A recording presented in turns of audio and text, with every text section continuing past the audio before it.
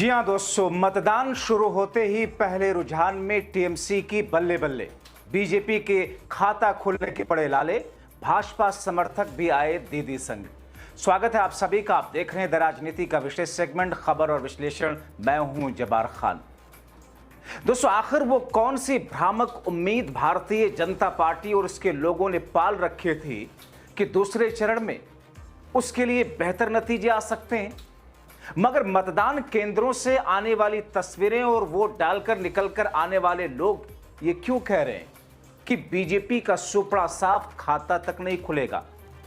तो क्या दूसरे चरण का मतदान, जो चरण ममता बनर्जी का गढ़ माना जाता है, इसमें भारतीय जनता पार्टी के लिए सिर्फ और सिर्फ शून्य शून्य और शून्य होगा?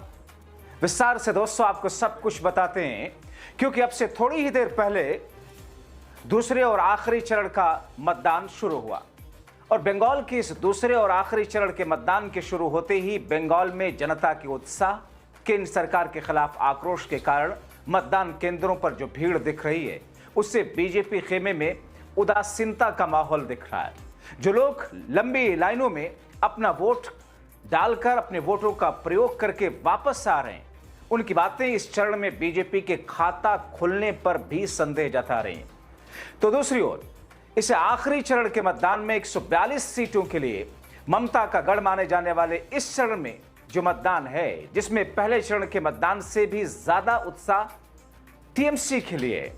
पहले चरण में आपने देखा कि कैसे करीब 93% बंपर वोटिंग हुई और इस चरण के शुरुआती रुझान, दूसरे चरण के शुरुआती रुझान तो पहले से ज्यादा मतदान की तरफ संकेत के साथ साथ ममता खेमे के लिए खुशखबरी का भी संकेत दे रहे हैं। दोस्तों, द राजनीति की टीम ने वोट डालकर मतदान केंद्रों से निकलकर वापस आने वाले लोगों से जो संपर्क किया, उसमें ममता की साफ वापसी और बीजेपी के लिए अगले चुनाव का फिर करो इंतजार वाली स्थिति दिखाई दे रही है। आपको बता दें, पहले चरण के जिन 152 सीटों पर मतदान हुआ, उसमें पिछली बार 2021 के मतदान में बीजेपी को 59 सीटें मिली थी, मगर इस बार उसमें सुपड़ा साफ दिखाई दे रहा है। ये मैं नहीं कह रहा, जमीनी आंकड़े, वहां के लोग जो वहां की जमीनी स्थिति को बारीकी से देखते हैं, मगर दूसरे चरण की 142 सीटों में से, मगर दूसरे चरण की 142 सीटें जिस पर मतदान चल रहा है, भारतीय जनता पार्टी के खाते में महज 18 सीटें आई और इस बार इन 18 सीटों पर उसका सुपड़ा साफ होते हुए दिख रहा फिलहाल के रुझान में। यानी कि ममता को 142 में से 130 सीटों के आसपास मिलते हुए दिखाई दे रहे हैं। ये वोटरों के उत्साह और वोटरों की बातें जो एजेंसियां, राजनीति की टीम हो या दूसरी टीम हो, जो बात मतदाताओं से कर रही हैं, जो लोग अपने वोट का प्रयोग करके बाहर निकल रहे हैं।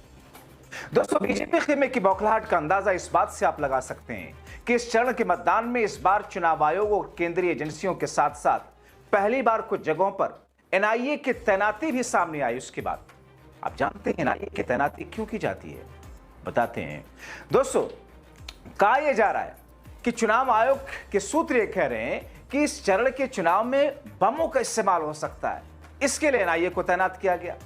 अब दोस्तों, आपको बताएं कि एनआईए का प्रयोग आतंकी गतिविधियों को रोकने और जांच के लिए किया जाता है।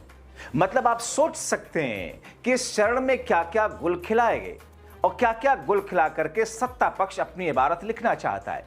इसके इतर दूसरे चरण के मतदान से ठीक पहले चुनाव आयोग ने कुछ मतदाताओं के नाम भी वोटर लिस्ट में जोड़े। वो जो 27 लाख वोटरों के नाम की बात थी, जिस पर जो ट्रिब्यूनल जो अपना फैसला देना था, जिसमें न्यायिक अधिकारी थे, जजेस शामिल थे, मगर दोस्तों कहा यह जा रहा है कि जो नाम जोड़े गए उसमें ज्यादातर बीजेपी के। अब इसमें कितनी सत्यता है मैं कह नहीं सकता।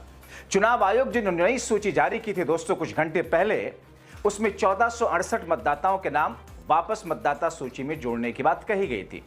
चूंकि दोस्तों पश्चिम बंगाल विधानसभा चुनाव के पहले फेज में 152 सीटों पर 23 अप्रैल को जो मतदान हुआ, उन सीटों पर पिछले चुनाव यानी कि 2021 में 83% वोटिंग हुई थी, जबकि इस बार तो रिकॉर्ड 93% मतदान हुआ।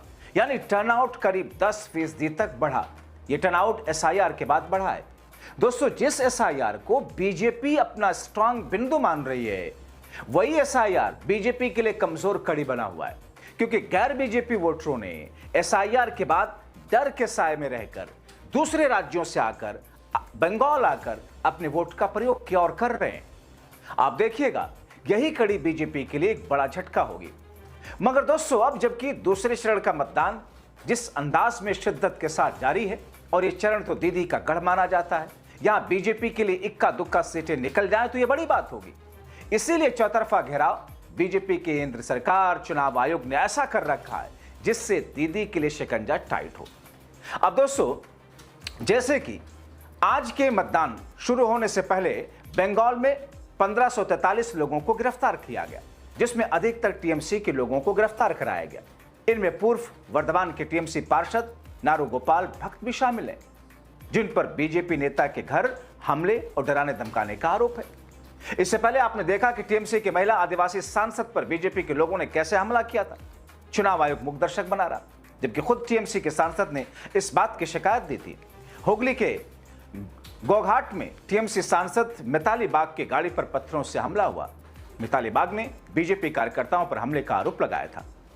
इससे पहले बीजेपी की तरफ से यूपी के सिंघम कहे जाने वाले आईपीएस अजय पाल ने हद ही कर दी थी।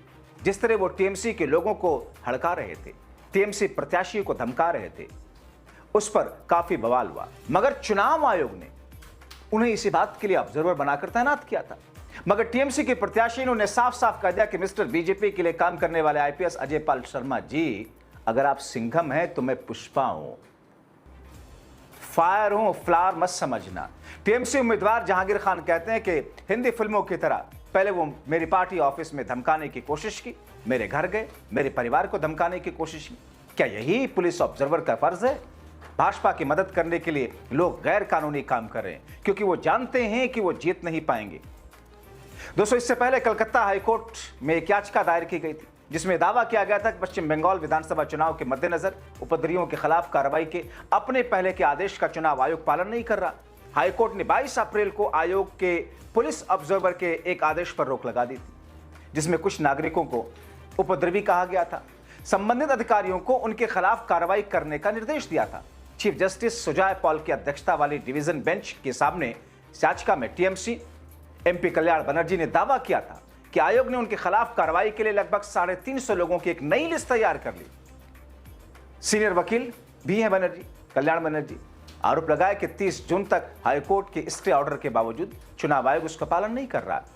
मतलब हर तरीके से सारी एजेंसियां और चुनाव आयोग बीजेपी के लिए पूरी कोशिश में लगी है। मगर दोस्तों, बंगाल में फिर भी बीजेपी के लिए सपने ही जैसे लग रहे हैं।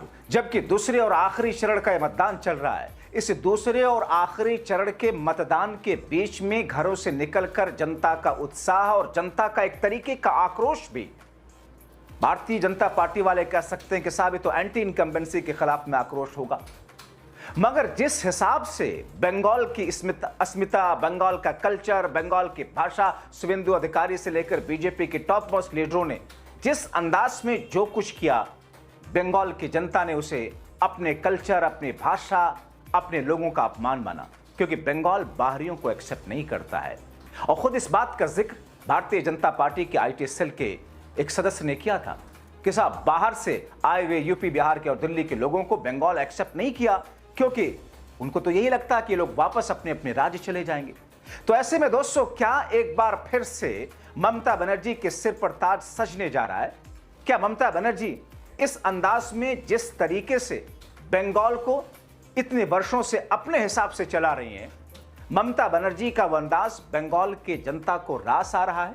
और खासतौर पर मतदान के बीच में पहले रुझान में ये तस्वीरें कुछ वैसी ही गवाही दे रही हैं। आप क्या सोचते हैं? अपने राय कमेंट बॉक्स में जरूर लिखें। पल पल के अपडेट के साथ आपके सामने हर अपडेट के साथ हाजिर होते रहेंगे।